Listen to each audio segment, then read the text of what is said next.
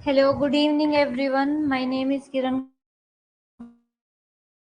कुहार हूँ आपकी paper 2 UGC net geography की ट्रेनर।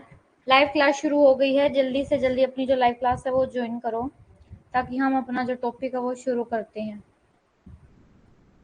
तब तक के लिए अगर किसी को भी कोई भी डाउट है क्लास के रिगार्डिंग तो वो यहाँ पे जो है अपनी क्वेरी लिख सकता है और 2 मिनट वेट कर लेते हैं, उसके बाद जो क्लास है वो शुरू करते हैं।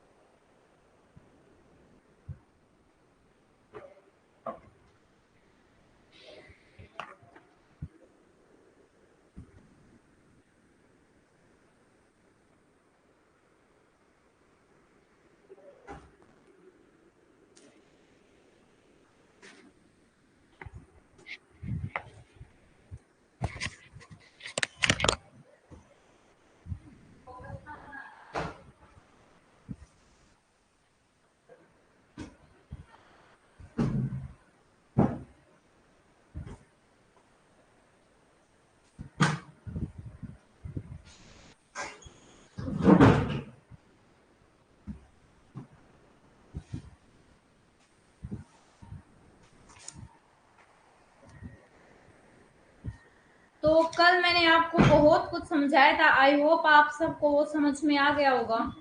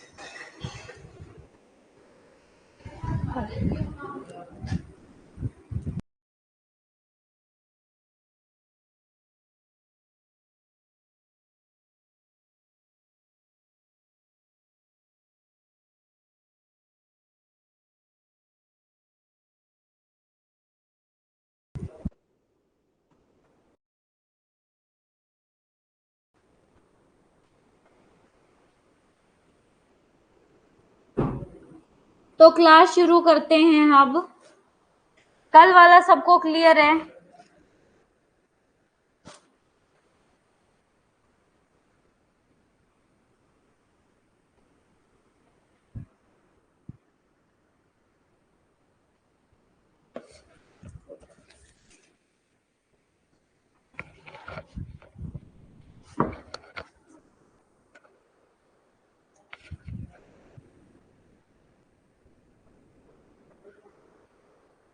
तो अब शुरू करते हैं।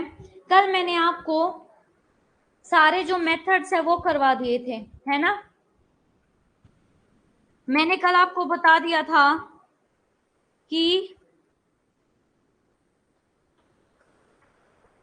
मीन डेली टेम्परेचर क्या होता है, मंथली टेम्परेचर क्या होता है, और आपका मैंने एनुअल टेम्परेचर करवा दिया था। अब एक चीज होती है आपकी रेंज। आप रेंज कैसे निकालते हो? अगर आपको टेम्परेचर की रेंज निकालनी है एक दिन में तो आप दिन का मैक्सिमम टेम्परेचर में से मिनिमम टेम्परेचर को माइनस कर दोगे तो आपके पास टेम्परेचर की रेंज निकल आएगी। ये होता है आपका रेंज ऑफ टेम्परेचर।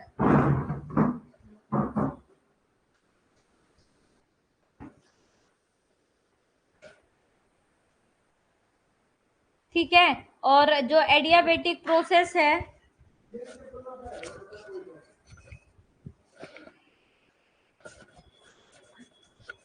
उसके बाद आपका मैंने आपको बताया था कि एडियाबेटिक प्रोसेस क्या होता है ये भी समझा दिया था। एडियाबेटिक प्रोसेस के दो टाइप हैं, एक है आपका मोइस्ट एडियाबेटिक प्रोसेस और एक है आपका ड्राई एडियाबेटिक प्रोसेस। इससे रिगार्डिंग अगर किसी को भी कोई भी डाउट है तो वो यहाँ पे मेरे को बताए, नहीं तो हम आगे चलते हैं। जल्दी से मुझे मैसेज करके बताओ।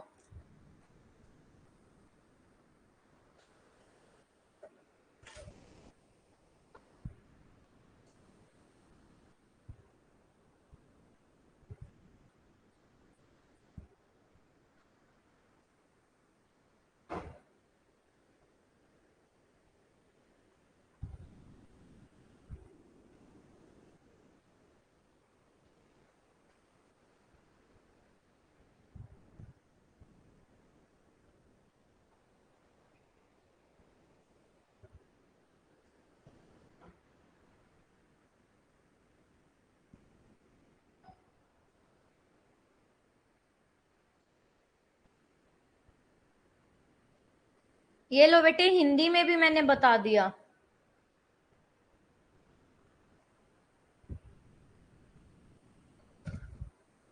तापमान का अंतराल, ठीक है, ये कहते हैं 24 घंटे के भीतर अधिकतम और न्यूनतम तापमान को औसत दैनिक तापमान कहलाता है। ठीक है, ये तो मैंने आपको कल करवा दिया था। अब आगे चलते हैं कि देखो, आपका अब इस टेम्परेचर के बेस पे ही देखो, यहां से आपके असर्शन रीजन के क्वेश्चन आते हैं, बहुत इंपॉर्टेंट है ये।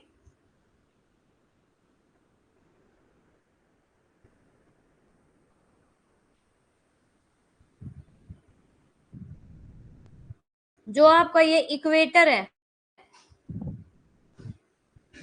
गुड मॉर्निंग सविता, इक्वेटर पर आपकी जो डेली यानी के दैनिक, देखो भूमध्य रेखीय क्षेत्र में तापमान की दैनिक सीमा वार्षिक तापमान सीमा से अधिक होती है।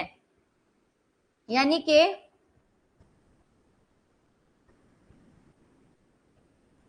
अब ये यहाँ पे क्या कह रहे हैं, ये कह रहे हैं कि जो आपका भूमध्य रेखा यानी कि इक्वेटोरियल रीजन है ना, उस इक्वेटोरियल रीजन में क्या है कि आपका इंग्लिश में भी देख लो, जो डेली रेंज ऑफ टेम्परेचर है वो एक्सीड करती है एनुअल रेंज ऑफ टेम्परेचर से। ठीक है,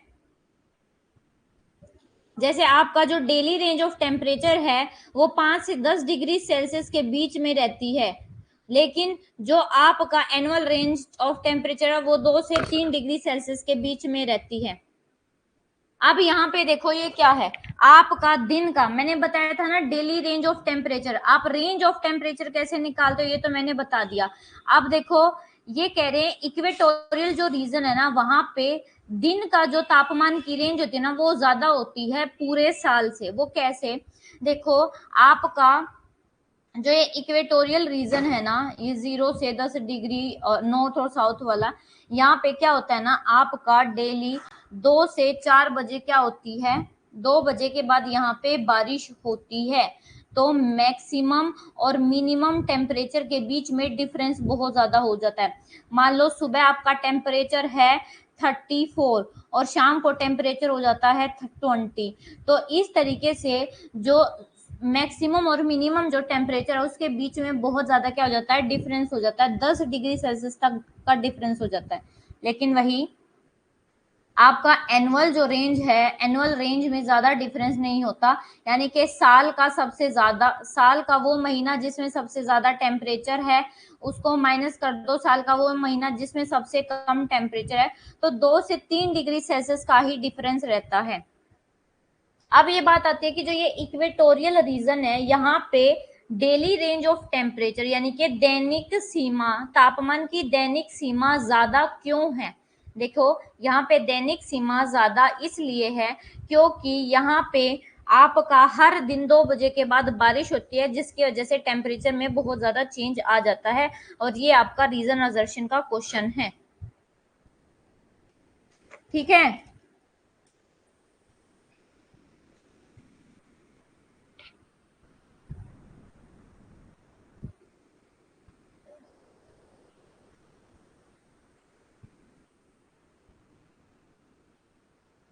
आया समझ में ये?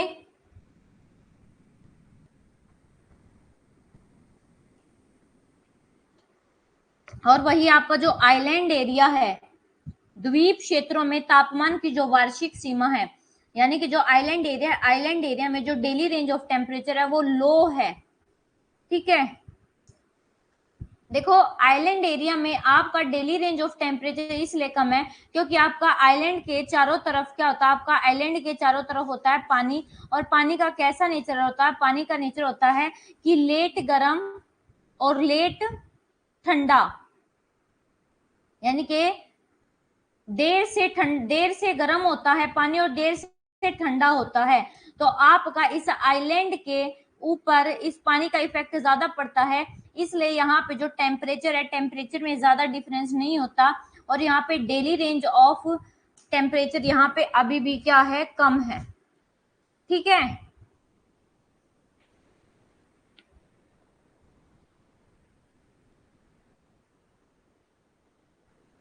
Good evening Ajay.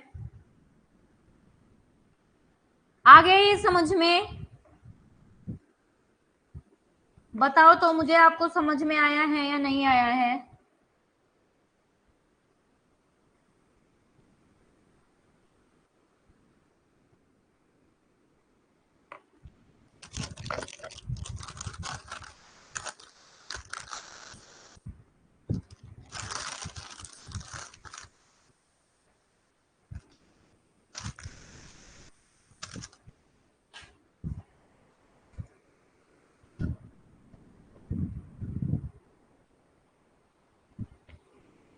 तो अब आगे चलते हैं।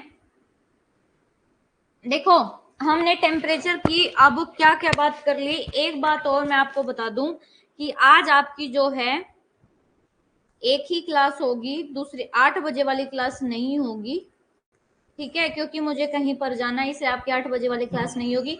ये क्लास में हम अपना जितना हो पा रहा है वो करेंगे। आप देखो हमने टेम्परेचर में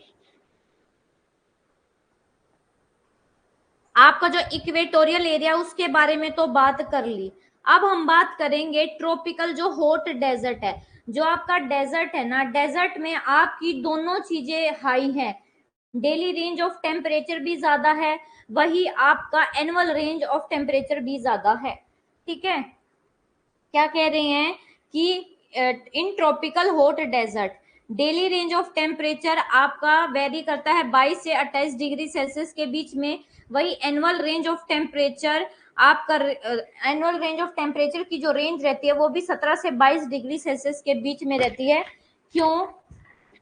देखो अब आपका जो डेजर्ट एरिया ना, डेजर्ट एरिया की कैसी कंडीशन है? आपका रेत की क्या होता है? रेत लेट से जल्दी गर्म जल्दी ठंडा हो जाता है ना, यही होता है। तो आपका मैक्सिमम और मिनिमम के बीच में डिफरेंस क्या होता है? कम होता है। उसकी रेंज देखो, देखो मैक्सिमम और मिनिमम के बीच में भी क्या होता है? डिफरेंस ज्यादा। वही अगर गर्मियों और सर्दियों के मौसम में डिफरेंस देखोगे, गर्मियों में आपके थार डेजर्ट का जो टेम्परेचर है वो देखो 48 डिग्री सेल्सियस या 50 तक चला जाता है। वही सर्दियों का -45 तक चला जाता है कहीं कहीं पे। तो ये क्या है? डेली रेंज ऑफ टेम्परेचर और आपका एनुअल रेंज ऑफ टेम्परेचर दोनों हाई है आपके डेजर्ट की। ठीक है, अब देखो आपका आगे रीजन बता रखा है कि very high daily and annual range of temperature is क्यों होता है? दोनों हाई क्यों? Because of open and clear sky. एक तो वहां पे क्या है? क्लियर स्काई है, आपका इंसोलेशन तभी वापस चला जाता है, वेजिटेशन नहीं है। ठीक है, आपका जो ग्राउंड है वो वेजिटेशन फ्री है, रिलेटिव ह्यूमिडिटी बहुत कम है और आपकी मिट्टी ही मिट्टी है। ठीक है, वही पोलर एरिया का बोला गया। पोलर एरिया में जो डेली रेंज ऑफ टेम्परेचर है वो बहुत लो है, क्योंकि वहां पे कभी कभी वो जीरो भी हो जाती है। वहां पे आपको पता है पोलर एरिया में कहाँ पे आपका इतना इंसोलेशन जा पाता है, आपकी जो सन की एनर्जी है वो वहां तक पहुंच ही नहीं पाती। ठीक है, ये इसके रीजन याद रखने हैं कि आपके डेजर्ट एरिया में डेली रेंज ऑफ टेम्परेचर और साथ ही साथ आपका एनुअल रेंज ऑफ टेम्परेचर दोनों हाई क्यों है? क्योंकि वहां पे क्या है, ना तो आपके आपका एक तो क्लियर स्काई है, यानी कि बादल वादल कुछ नहीं है, जिसकी वजह से जो आपका अर्थ से जो आपकी लॉन्ग वेव है वो जल्दी से निकल जाती है, और आपकी अर्थ रात को ये यहाँ पे मिट्टी वाला पार्ट जल्दी से ठंडा भी हो जाता है। ना कोई क्लाउड होते, ना कोई वेजिटेशन है जिसकी, और ना ह्यूमिडिटी है। ठीक है, तो इस वजह से यहाँ पे जो डेली रेंज ऑफ टेम्परेचर और एनुअल रेंज ऑफ टेम्परेचर दोनों यहाँ पे कम है, सॉरी दोनों यहाँ पे ज्यादा है।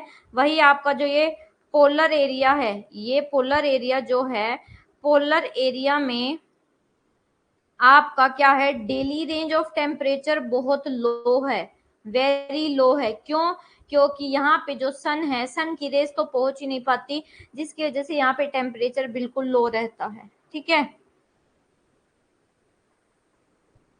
हिंदी में भी देख लो कि उष्णकटिबंधीय गर्म रेगिस्तानों में वार्षिक तापमान की दैनिक सीमा 22 डिग्री सेल्सियस से 28 डिग्री सेल्सियस के बीच होती है।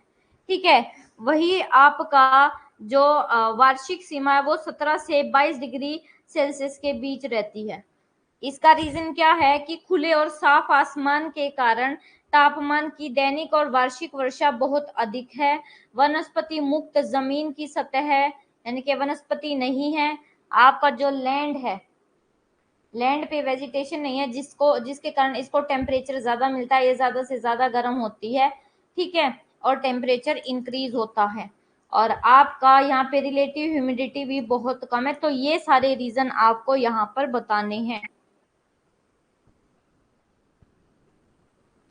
अब आपका है एनुअल रेंज ऑफ टेम्परेचर। देखो, एनुअल रेंज ऑफ टेम्परेचर यानी कि आपका तापमान की वार्षिक सीमा, ये क्या कहते हैं, आपका आपका जो मैक्सिमम टेम्परेचर होता है पूरे साल का, मैक्सिमम टेम्परेचर हम ऑब्जर्व करते हैं जुलाई के महीने में, जुलाई माह में दर्ज किया जाता है। और आपका जो मिनिमम है वो आपका, देखो आप दो चीजें अपोजिट में याद रखना, पहले ये है हमारा नर्दर्न हेमिस्फीयर यानी कि उत्तरी गोलार्ध, ये हमारा सदर्न हेमिस्फीयर। नर्दर्न हेमिस्फीयर का मैक्सिमम टेम्परेचर किस महीने में रिकॉर्ड किया जाता है, जुलाई में, और मिनिमम टेम्परेचर नर्दर्न हेमिस्फीयर का सबसे जनवरी में, ठीक है, रिकॉर्ड किया जाता है। वही सदर्न हेमिस्फीयर का मैक्सिमम जो टेम्परेचर है वो जनवरी में रिकॉर्ड किया जाता है, और मिनिमम टेम्परेचर आपका रिकॉर्ड किया जाता है जुलाई में। ठीक है, ये बात याद रखना, ये बताया गया है कि आपका जो मैक्सिमम टेम्परेचर है पूरे साल का वो उत्तरी गोलार्ध में जुलाई में सबसे ज्यादा होता है और जनवरी में सबसे कम। ठीक है, वही आपका दक्षिणी गोलार्ध में जनवरी में सबसे ज्यादा टेम्परेचर रिकॉर्ड किया जाता है, और आपका जुलाई में सबसे कम टेम्परेचर रिकॉर्ड किया जाता है।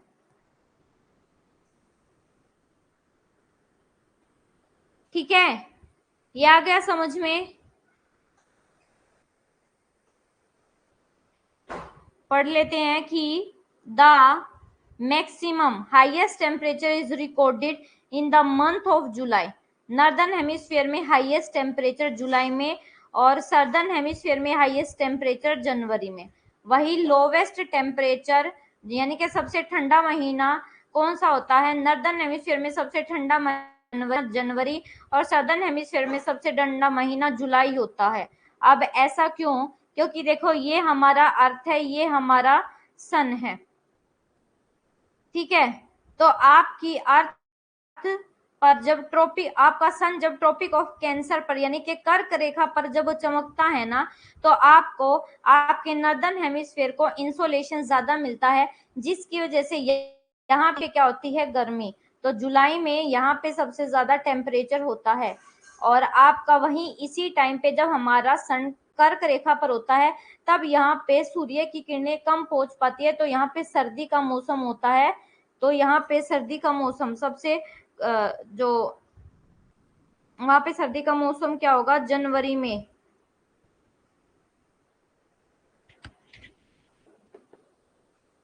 एक मिनट, एक मिनट रुक जाओ।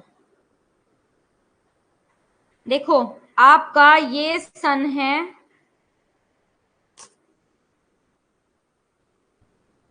आपका ये सन है, और ये आपकी अर्थ है, और अर्थ का ये नॉर्दर्न हेमिस्फीयर है। अब आपको नॉर्दर्न हेमिस्फीयर का मैक्सिमम और मिनिमम टेम्परेचर किस महीने में रिकॉर्ड किया जाता है?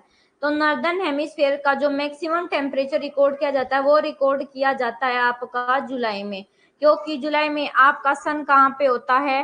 ट्रॉपिक ऑफ कैंसर पर। जब हमारा सन ट्रॉपिक ऑफ कैंसर पर होता है ना, तो इस सदर्न हेमिस्फीयर में सन की एनर्जी नहीं मिलती, जिसकी वजह से जुलाई यहाँ पे क्या है? सबसे ठंडा महीना है। वही अब जब हमारा सन ट्रॉपिक ऑफ कैप्रिकॉर्न पर यानी कि मकर रेखा पर चमकता है, तो तब क्या होता है? आपका जो सदर्न हेमिस्फीयर है, सदर्न हेमिस्फीयर में सबसे ज्यादा टेम्परेचर सबसे ज्यादा टेम्परेचर होता है जनवरी में। जनवरी यहाँ पे सबसे गर्म महीना है सदर्न हेमिस्फीयर में। वही इस टाइम पे आपका जो ये है जनवरी नॉर्दर्न हेमिस्फीयर के लिए सबसे ठंडा महीना है। ठीक है,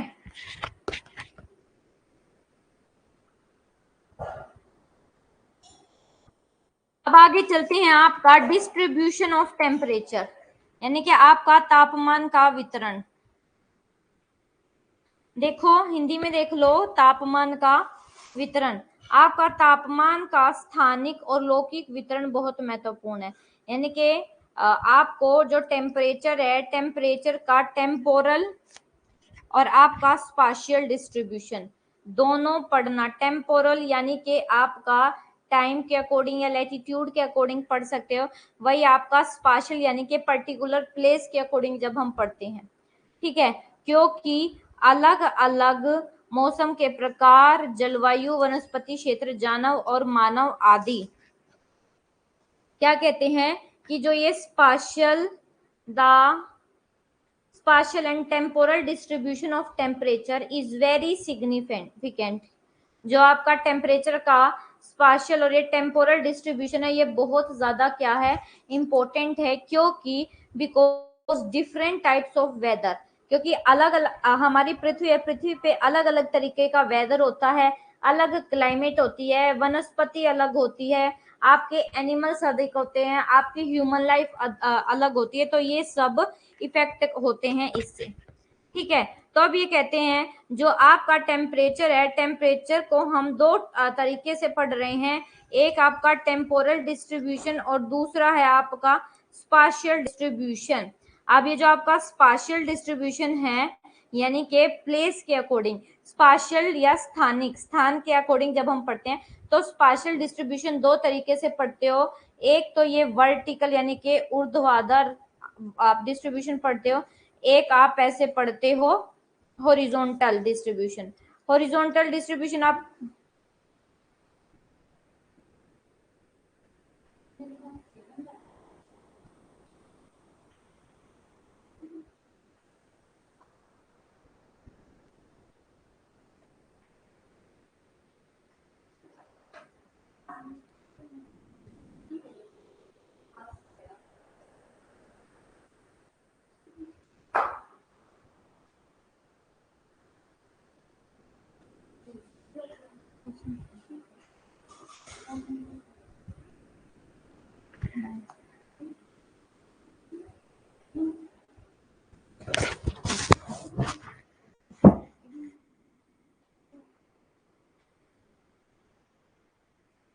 देखो, जब हम लैटिट्यूड यानी कि अक्षांश के अकॉर्डिंग पढ़ते हैं ना, अक्षांश यानी कि जब हम आपकी इक्वेटर के अकॉर्डिंग, इक्वेटर लाइन है, इक्वेटर लाइन के अकॉर्डिंग जब हम टेम्परेचर का डिस्ट्रीब्यूशन पढ़ते हैं तो उसको बोला जाता है हॉरिजॉन्टल डिस्ट्रीब्यूशन। और वर्टिकल डिस्ट्रीब्यूशन कब होता है यानी कि ऊर्ध्वाधर, जब हम आपका लॉन्गिट्यूडनल लाइन के अकॉर्डिंग पूरी अर्थ पे टेम्परेचर का डिस्ट्रीब्यूशन पढ़ते हैं, उसको बोला जाता है आपका लॉन्गिट्यूडनल डिस्ट्रीब्यूशन। यानी कि आपका लॉन्गिट्यूडनल डिस्ट्रीब्यूशन कैसे होता है? ऐसे नॉर्थ टू साउथ जब हम पढ़ते हैं तो उसको बोला जाता है लॉन्गिट्यूडनल डिस्ट्रीब्यूशन। और लेकिन अक्षांशीय विस्तार जब हम इक्वेटर की तरह हम स्टडी करते हैं। ठीक है, ये होता है आपका हॉरिजॉन्टल डिस्ट्रीब्यूशन ऑफ टेम्परेचर। ये आपका हॉरिजॉन्टल और वर्टिकल कई बार आ चुका है ना? ऊर्ध्वाधर वितरण और तापमान का क्षैतिज वितरण। बताओ समझ में आ गया?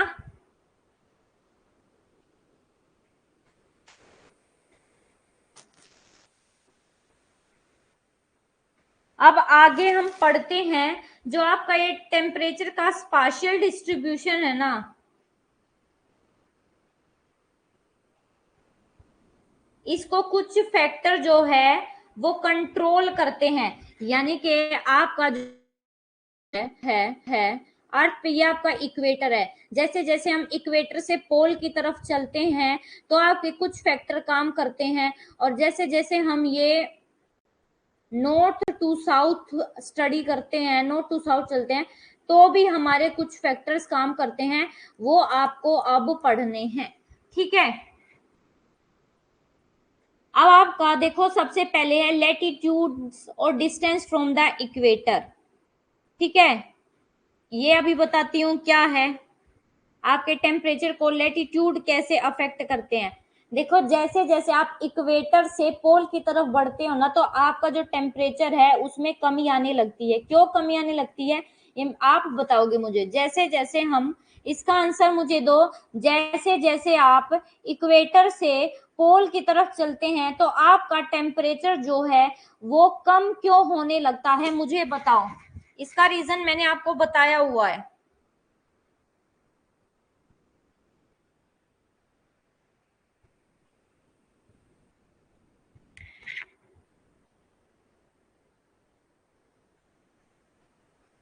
मेरी नोट्स बेटे आपके जो क्लाइमेटोलॉजी, ओशनोग्राफी और साथ ही साथ आपका जो इन्वायरमेंट ज्योग्राफी है, ये सारे बनाए गए हैं सविंदर सिंह की बुक से बनाए गए हैं। ठीक है, और जो बाकी आपकी बुक है वो बहुत सारी बुक का कंपाइलेशन है। आपका ह्यूमन ज्योग्राफी जो है वो अलग अलग बुक में आपका अलग अलग टॉपिक मिलते हैं, तो वहां से आपके ये जो टॉपिक है वो बनाए गए हैं। ग्रेविटी के कारण कम नहीं होता है।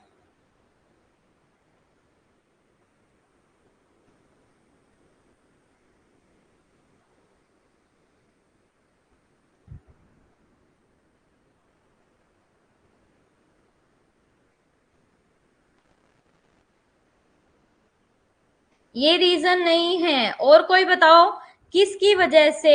जब हम इक्वेटर से पोल की तरफ चलते हैं, क्वेश्चन ये है अजय, जब हम इक्वेटर से यानी कि विषुवत रेखा से और जब ध्रुवीय रेखा की तरफ चलते हैं, यानी कि इक्वेटर से पोल की तरफ जब जाते हैं, तो आपका जो टेम्परेचर है वो कम क्यों होता है, क्या रीजन है इसका टेम्परेचर कम होने का। आगे करवाने का फायदा नहीं है अगर आपको ये याद नहीं हो रहा है तो। आपका जैसे जैसे आप, ये अर्थ है, अर्थ का ये इक्वेटर है, जब 0 डिग्री से 90 डिग्री की तरफ चलते हो तो आपका जो टेम्परेचर है वो कम क्यों होने लगता है, इसका क्या रीजन है।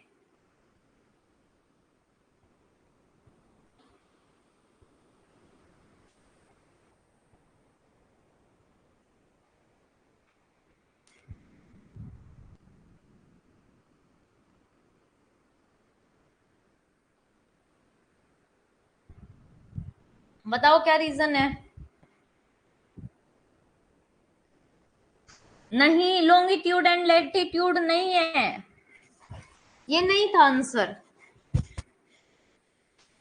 जैसे जैसे हम इक्वेटर से पोल की तरफ जाते हैं तो हमारा तापमान इस वजह से कम होने लगता है क्योंकि आपका जो सन है, सन की जो रेज हैं वो 0 डिग्री पर सीधी पड़ती हैं, और 0 डिग्री पर, 0 डिग्री और इसके आसपास का जो एरिया, यहाँ पे सन की रेज सीधी पड़ती हैं और इन रेज को कम एरिया गर्म करना पड़ता है, इसलिए यहाँ पे टेम्परेचर ज्यादा होता है।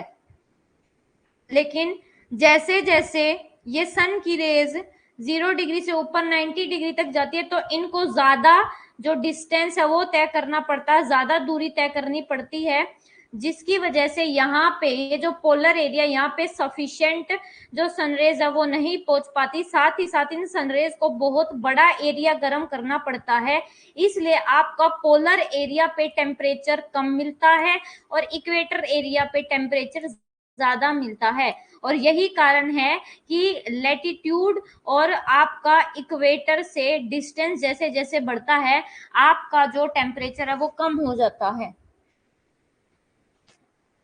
सन का टेम्परेचर रीजन नहीं है यहाँ पे आपका वर्टिकल एंड स्लांटिंग सनरेज, यानी कि आपका सीधी और तिरछी सन की किरणों की वजह से आपका इक्वेटर से पोल की तरफ जब जाते हैं तो जो टेम्परेचर है वो कम हो जाता है, ये रीजन था। दूसरा है कि आपका समुद्र तल से कितनी ऊंचाई है, दूसरा ये है। तीसरा है कि आपका कोस्ट से कितनी दूरी है। उसके बाद आपके nature of land and water, ये एक एक करके पढ़ोगे, यानी कि आपका जो धरती है, धरातल है, लैंड पार्ट है, उसका नेचर कैसा है, पानी का नेचर कैसा है। जब सन की रेज आती है तो आपका जो लैंड पार्ट है वो जल्दी से गर्म जल्दी से ठंडा होता है, लेकिन आपका वही पानी वाला भाग लेट से गर्म लेट से ठंडा होता है, ठीक है।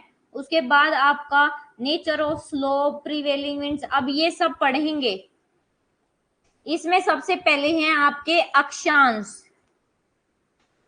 ठीक है। सबसे पहले क्या है आपके, ये अक्षांश पढ़ रहे हैं।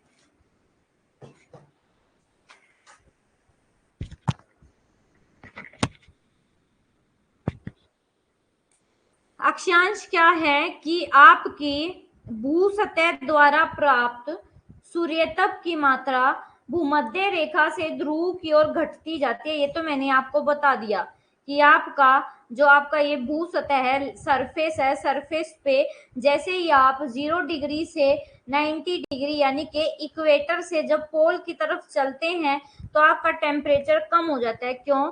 क्योंकि निम्न अक्षांशों से उच्च अक्षांशों की ओर, क्योंकि सूर्य की किरणें अधिक से अधिक तिरछी हो जाती हैं ध्रुव की ओर, यानी कि आपका पोल की तरफ जो सूर्य की किरणें हैं, ये आपका पोलर एरिया, पोल की तरफ जो सूर्य की किरणें वो क्या हो जाती है, अधिक तिरछी हो जाती है, और इसलिए हवा का तापमान भी ध्रुव की ओर कम हो जाता है। ये रीजन है आपका कि आपका जैसे जैसे आप इक्वेटर से पोलर एरिया की तरफ चलते हैं आपका जो टेम्परेचर है वो कम हो जाता है, ये रीजन है आपका।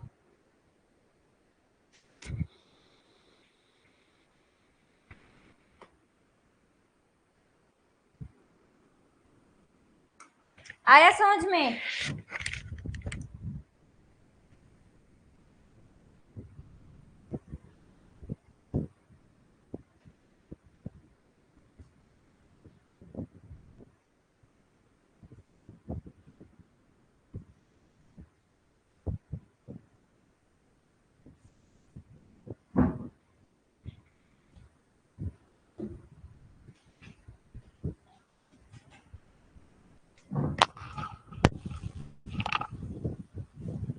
अब तो आ ही जाएगा ना आपको समझ में। इंग्लिश में और देख लो क्या कहते हैं, the amount of insolation receive by the ground surface decrease poleward from the equator, यानी कि जैसे जैसे अगर हम इक्वेटर से पोल की तरफ चलते हैं तो जो आपका टेम्परेचर की अमाउंट है वो कम होने लगता है। क्यों कम होने लगता है? क्योंकि जो सन की रेज है वो कैसी हो जाती है, ओब्लिक स्लांटिंग की, यानी कि आपकी तिरछी हो जाती है। कहाँ की तरफ तिरछी हो जाती है, पोलर एरिया की तरफ, इसलिए आपका जो टेम्परेचर है वो क्या हो जाता है, डिक्रीज हो जाता है।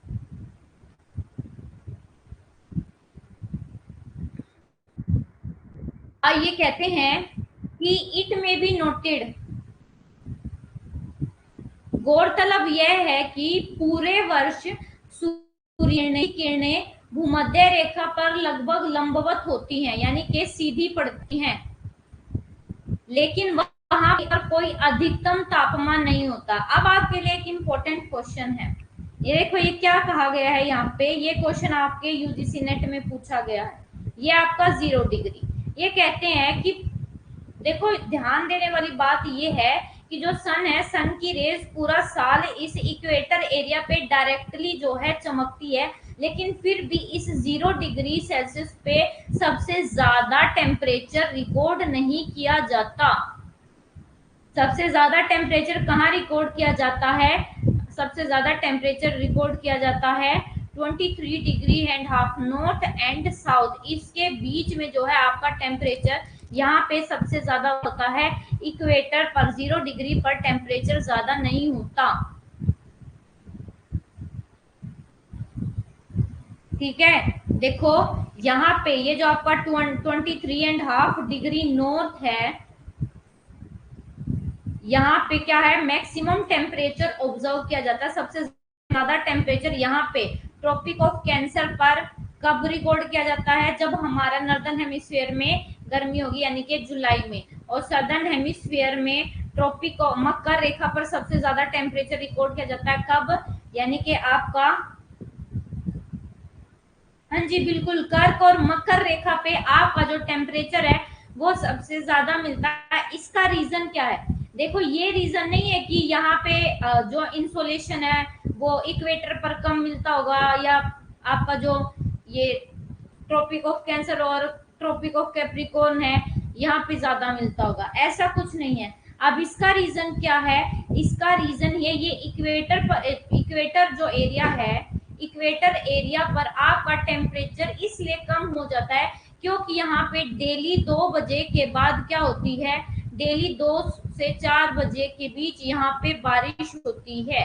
बारिश होने की वजह से यहाँ पे मौसम कैसा हो जाता है, ठंडा हो जाता है, और यहाँ पे टेम्परेचर कम हो जाता है। वही दूसरा, जितनी भी बड़ी बड़ी नदियां हैं वो यहाँ पे क्या है, अपना साफ जो है जल डालती है। ठीक है, यहाँ पे जो इवेपोरेशन है वो भी ज्यादा है, आपकी ह्यूमिडिटी भी ज्यादा है, बारिश भी ज्यादा है, तो उसकी वजह से यहाँ पे क्या है, आपका टेम्परेचर कम रिकॉर्ड किया जाता है। सबसे ज्यादा आपका इवेपोरेशन, इवेपो ट्रांसपीरेशन यहाँ पे होता है। यहाँ पे क्या है, देखो दो ही रीजन याद रखो भूमध्य रेखा पे, भूमध्य रेखा पे, एक तो ये है कि यहाँ पे 2 बजे के बाद डेली बारिश होती है, कन्वेक्शनल रेनफॉल होती है।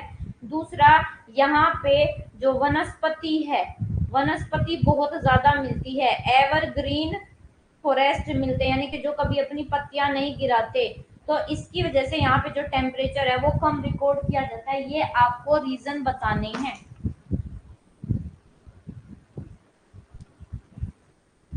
हाँ जी, इक्वेटर पर डेली रेनफॉल होती है सविता 2 बजे के बाद। रोज क्यों बारिश होती है, रोज वहां बारिश होती है कन्वेक्शनल रेनफॉल की वजह से।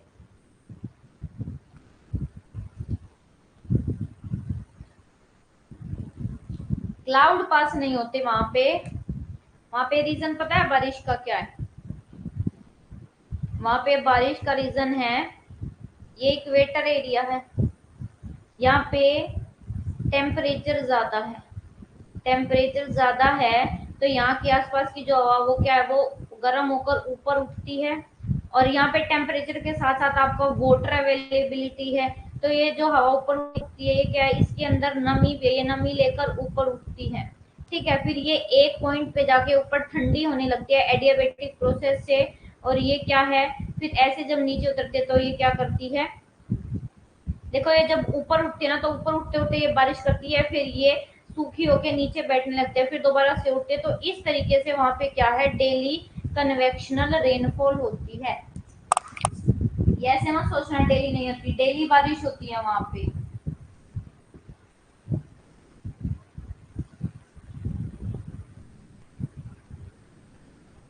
क्लाउड तो बेटे डेली बनेंगे, डेली बनते हैं वहां पे क्लाउड।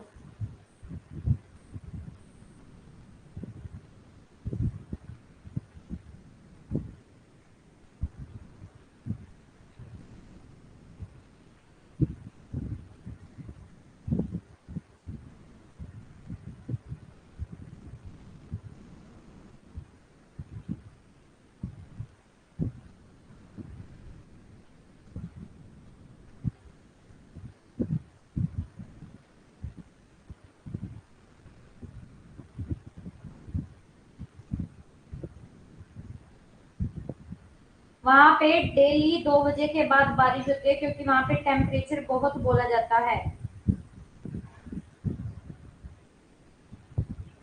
वहां पे टेम्परेचर बहुत ज्यादा हाई होता है, ह्यूमिडिटी बहुत हाई होती है। ठीक है, और ट्रेड विंड क्या करती हैं, आपकी जो दोनों हेमिस्फेयर है, यानी कि ये आपका नॉर्दर्न हेमिस्फेयर, ये सदर्न हेमिस्फेयर, दोनों हेमिस्फेयर की जो ट्रेड विंड है वो ITCZ पर मर्ज कर जाती है और बारिश होती है यहाँ पे, ये रीजन है। ये रीजन है वहां पे बारिश होने का।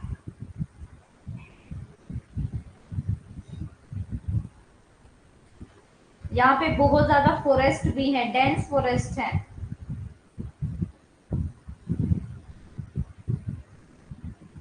दोबारा से बताती हूँ,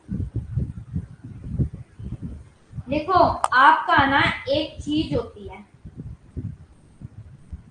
जिसको बोलते हैं ITCZ, यानी कि इंटर ट्रॉपिकल कन्वर्जेंस जोन। ठीक है, ये इंटर ट्रॉपिकल कन्वर्जेंस जोन, जहां जहां आपका सन होता है ना वही बनता है। अगर आपका सन 0 डिग्री पर है तो 0 डिग्री पर ही ये आपका इंटर ट्रॉपिकल कन्वर्जेंस जोन होता है। इंटर ट्रॉपिकल कन्वर्जेंस जोन का मतलब है कि आपकी उत्तरी गोलार्ध और दक्षिणी जो गोलार्ध है, दोनों की ट्रेड विंड यहाँ पे मिल जाती है और मिल के क्या एक दूसरे में कन्वर्ट हो जाती है, और ये क्या है वर्टिकली बहने लगती है। इनमें हॉरिजॉन्टल मूवमेंट नहीं होती, और फिर इनकी वजह से क्या होता है, आपका बारिश होता है। और आपका ये जो इक्वेटोरियल एरिया है, इक्वेटोरियल एरिया पर बारिश ज्यादा, टेम्परेचर ज्यादा होने की वजह से यहाँ पे जो है इवेपोरेशन ज्यादा, ह्यूमिडिटी ज्यादा है, तो आपका जो रेनफॉल है वो ज्यादा, और रेनफॉल ज्यादा है तो यहाँ पे जो फॉरेस्ट की ग्रोथ के लिए कंडीशन अच्छी है, इसलिए यहाँ पे बहुत घने फॉरेस्ट पाए जाते हैं। और इसी की वजह से यहाँ पे जो टेम्परेचर है 0 डिग्री पे वो कम मिलता है, और आपका जो कर्क रेखा और मकर रेखा पर टेम्परेचर ज्यादा मिलता है। कर्क और मकर रेखा पर आपका टेम्परेचर ज्यादा क्यों मिलता है, दूसरा रीजन ये है,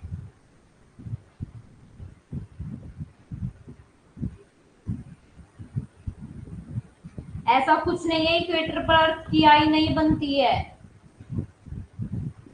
इक्वेटर पर अर्थक्वेक की आई बेटे कुछ नहीं होती है, अर्थक्वेक की तो आई होती ही नहीं है।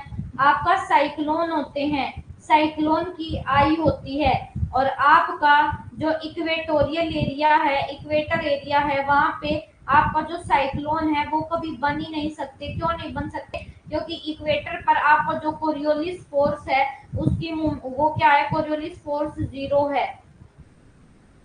ठीक है, इसकी वजह से आपके साइक्लोन कभी भी इक्वेटोरियल एरिया पर नहीं बन सकते।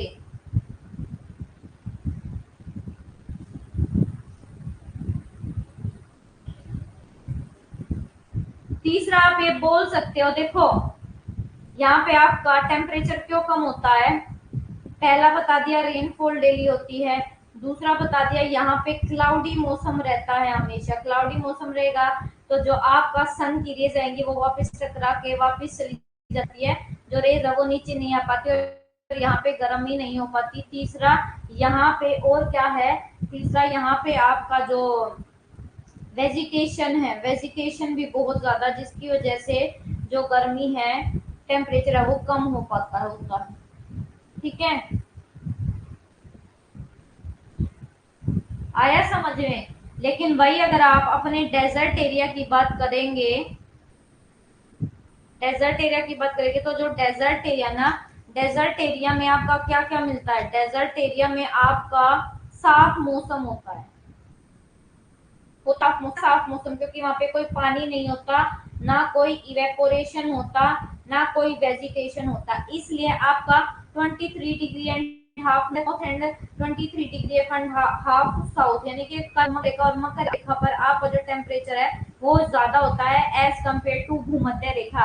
अब आपसे क्वेश्चन ये पूछा जाएगा कि आपका जो टेम्परेचर है वो मिलना तो ज्यादा, आपका टेम्परेचर जो है वो मिलना तो ज्यादा चाहिए भूमध्य रेखा पर, लेकिन मिलता ज्यादा है आपका कर्क रेखा पर और कर्क रेखा और मकर रेखा के बीच। और फिर उसको रीजन देंगे क्योंकि आपका जो कर्क रेखा और मकर रेखा है वहां पे क्लाउडी मौसम नहीं होता, या फिर वहां पे प्रेसिपिटेशन कम होते, तो ऐसे रीजन लिखेंगे तो आपको बताना है कि फिर रीजन असर्शन दोनों ठीक है या नहीं है। यहाँ तक समझ में आया।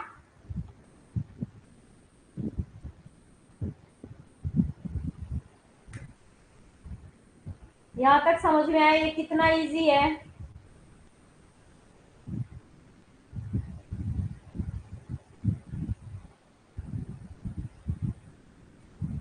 है ना।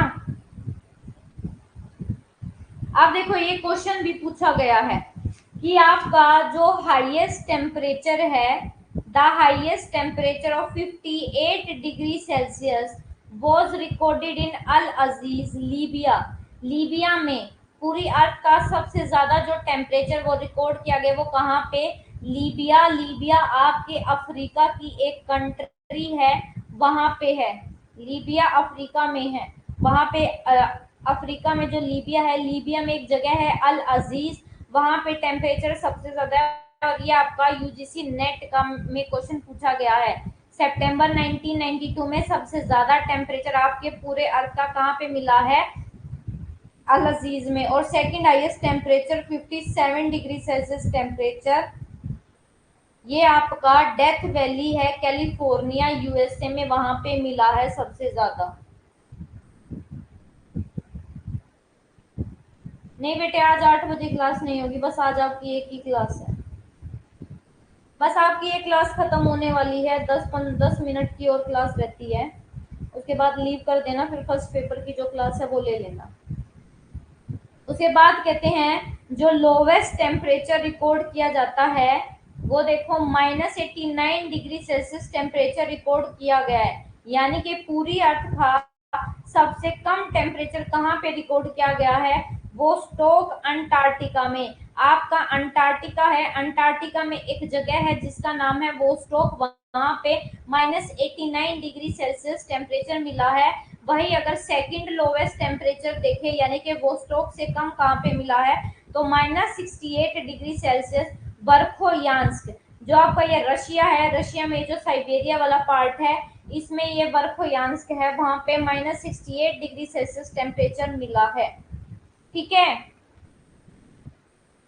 आ गया ये समझ में। उसके बाद देखो ये आपको क्या है, एनुअल मीन टेम्परेचर शो कर रखा है कि कहाँ पे, देखो जहाँ पे ये आपका 10 से 20 डिग्री सेल्सियस टेम्परेचर मिलता है, देखो जहाँ पे आपका -10 से 20 डिग्री सेल्सियस तक टेम्परेचर मिलता है, वो प्लेस है ये जो ब्लू से दिखा रखे हैं।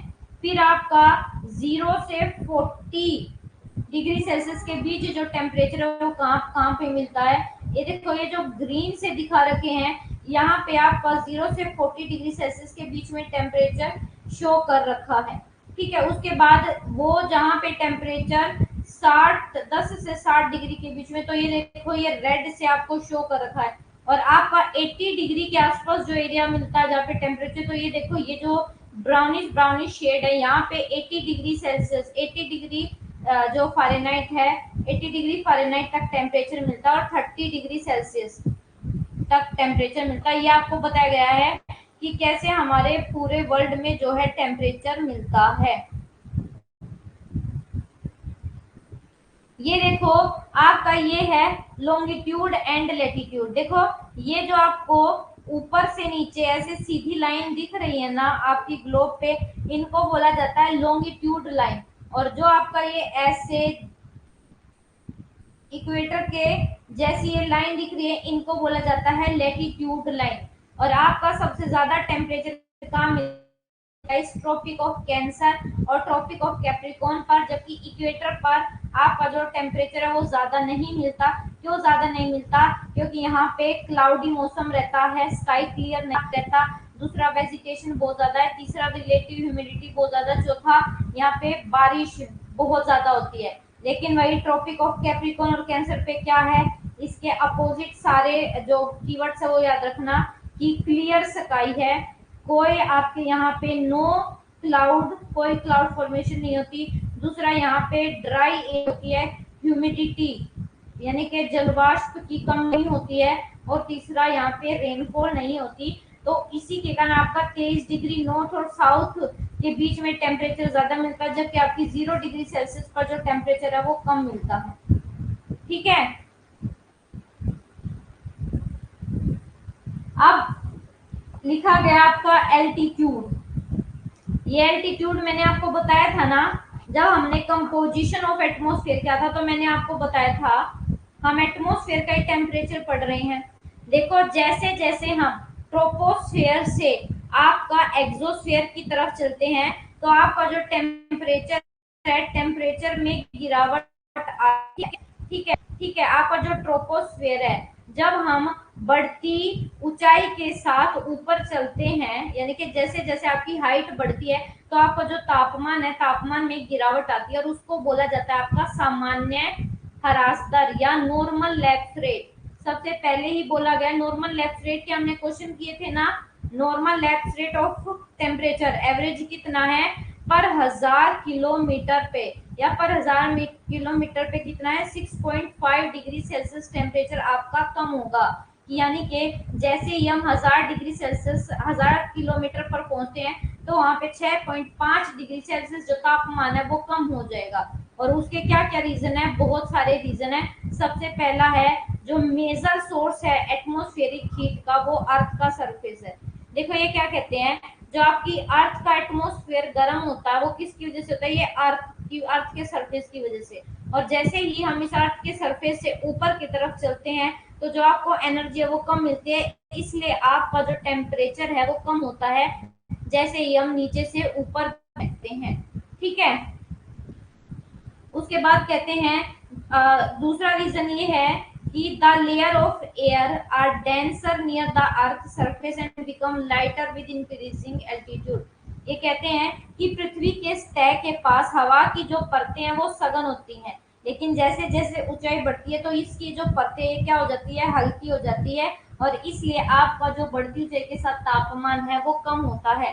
दूसरा, जैसे जैसे हम ऊपर की तरफ जाते हैं तो आपका जो डेंसिटी है वो भी क्या हो जाती है, कम हो जाती है। यानी कि आपके जैसे जैसे आप ऊपर जाओगे आपको आपके डस्ट पार्टिकल, क्लाउड, इन सब की जो संख्या वो कम हो जाती है, और इसी की वजह से आपका जो टेम्परेचर है वो क्या हो जाता है, कम। क्योंकि ये जो क्लाउड्स हैं, आपके डस्ट पार्टिकल, ये क्या करते हैं, सन से आने वाली रेस को एब्जॉर्ब करते हैं और टेम्परेचर को इंक्रीज कर देते हैं। लेकिन जब यही डस्ट पार्टिकल और आपके क्लाउड्स नहीं होंगे तो ये एब्जॉर्ब नहीं कर पाएगा, एब्जॉर्प्शन नहीं होगा, आपका जो टेम्परेचर है वो कम होगा। ये रीजन है आपके कम होने के। ठीक है, दो रीजन बता दिए। अब आपका आनंद, मैंने दो लेयर बताई थी, जल्दी से मुझे इस क्वेश्चन का जवाब दो कि आपकी ऐसी कौन सी लेयर है जहां पे टेम्परेचर आपका माइनस में मिलता है।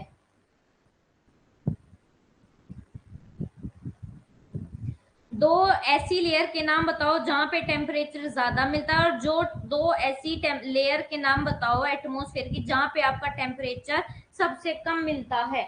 यानी कि दो ऐसी लेयर जो सबसे गर्म है और दो ऐसी लेयर जो सबसे ठंडी है, इनके नाम बताओ।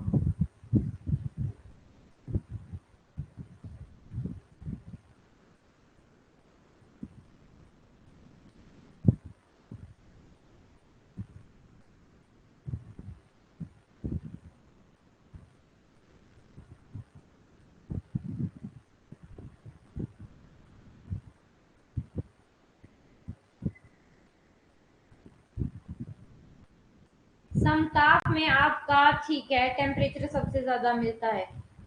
और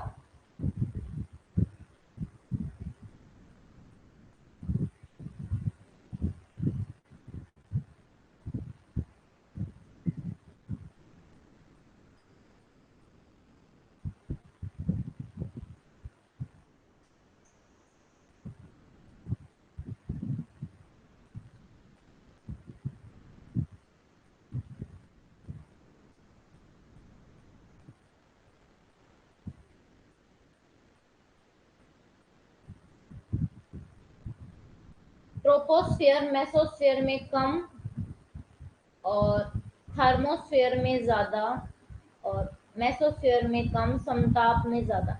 अरे ये भी तो लिखो, किस में कम किस में ज्यादा।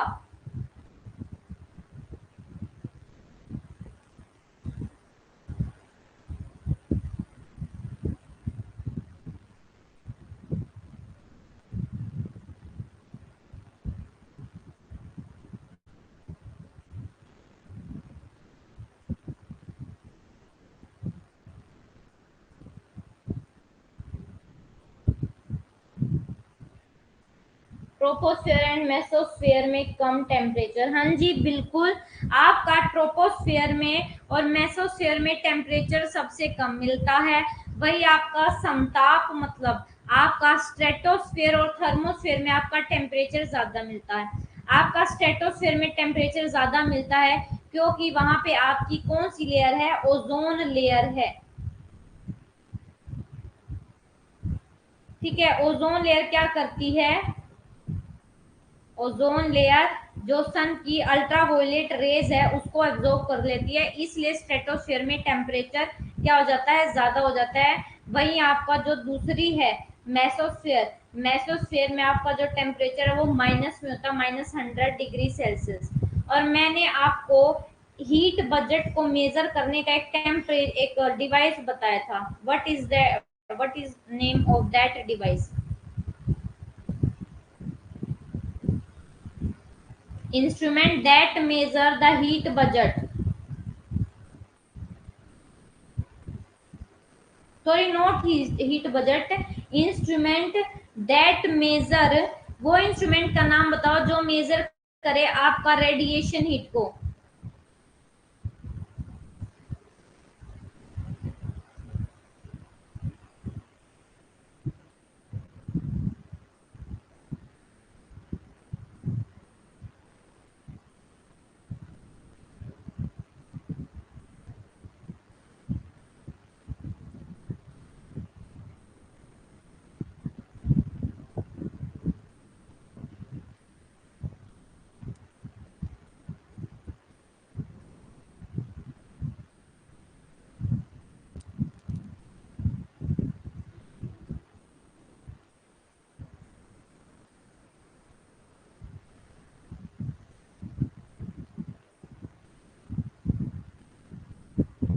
थर्मोकपल, हाँ जी, थर्मोकपल मैंने किसको मेजर करने के लिए बताया था?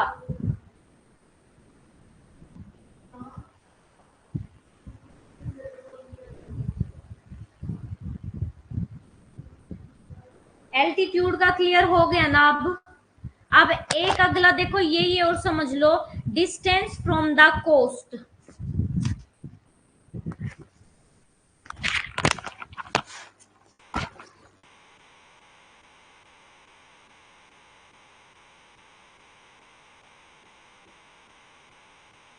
देखो जो एरिया आपका, देखो ये मान लो ये आपका इंडिया है, ठीक है, जो एरिया, ये वाला एरिया है, जो एरिया समुद्र के आसपास लगता है, समुद्र से के आसपास जो एरिया है वहां पे क्लाइमेट कैसी होगी, ना ज्यादा गर्मी होती है वहां पे, ना ज्यादा सर्दी होती है। इसलिए आपने मॉडल्स को देखा है ना कि वो हमेशा एक जैसे कपड़े पहन के घूमते हैं, क्योंकि वहां पे ना गर्मी होती है ना सर्दी होती है, वहां पे मॉडरेट मौसम होता है। क्यों होता है वो मॉडरेट मौसम? क्योंकि वहां पे इफेक्ट पड़ता है इस ओशियन का, पानी का। पानी का नेचर कैसा है कि ये लेट से गर्म होता है, देर से तो गर्म होगा और देर से ठंडा होगा। लेकिन आपका जो ये अंदर वाला पार्ट है, यहाँ पे क्या होगा, टेम्परेचर गर्मियों में बहुत ज्यादा टेम्परेचर, यानी कि गर्मियों में अधिक गर्मी यहाँ पे होती है और सर्दियों में बहुत अधिक ठंड यहाँ पे पड़ती है। क्यों?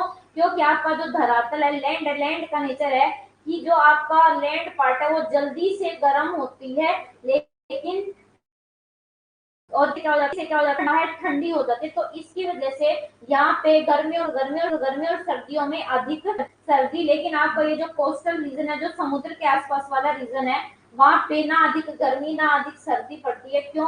क्योंकि आपका पानी का नेचर है कि ये लेट से गर्म और लेट से ठंडा होता है। और दूसरा जो इफेक्ट होता है वो होता है आपका सी ब्रिज और लैंड ब्रिज का। सी ब्रिज और लैंड ब्रिज, हाँ जी बेटे जाओ नेक्स्ट क्लास में लीव कर दो क्लास, कल पढ़ लेंगे हम, मैं आपको कल समझा दूंगी ये, ठीक है? नेक्स्ट क्लास देख लो, आप लीव कर दिया करो क्लास बिना पूछे।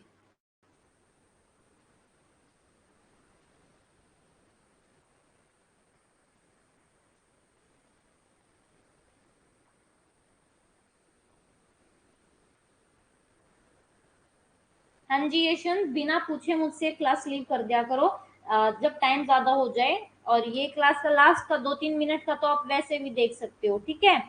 तो अब मिलते हैं कल, आपकी इवनिंग वाली क्लास नहीं होगी 8 बजे वाली। आज आप सब लोग अपने नोट्स बनाने के लिए आपको टाइम दे रही हूँ, ठीक है, क्योंकि डेली 2 क्लास होती है, तो नोट्स बना लो। और आपको मैंने कल बोला था कि सर को मैसेज करना है कि सर हमारे जो वीडियो है वो अपलोड नहीं हुई है, रिकॉर्डेड वीडियो हम कैसे देखें। कल मैंने लास्ट में बोला था, जिसने ज्वाइन नहीं किया वो आज बोलना सर को कि सर वीडियो रिकॉर्डेड वीडियो इतनी लेट से होगी तो हम कैसे करेंगे डेली की डेली, ठीक है। तो अब आप सब लोग भी रिवीजन कर लो। अब हम मिलते हैं कल, तब तक के लिए take care everyone, good night, शुभ रात्रि। और कोई भी क्वेरी हो तो कल क्लास में मुझसे पूछ लेना। कल हमारा ये चैप्टर खत्म और नेक्स्ट शुरू कर देंगे, ठीक है। और संडे को एज यूजुअल 3 क्लास रहेंगी आपकी।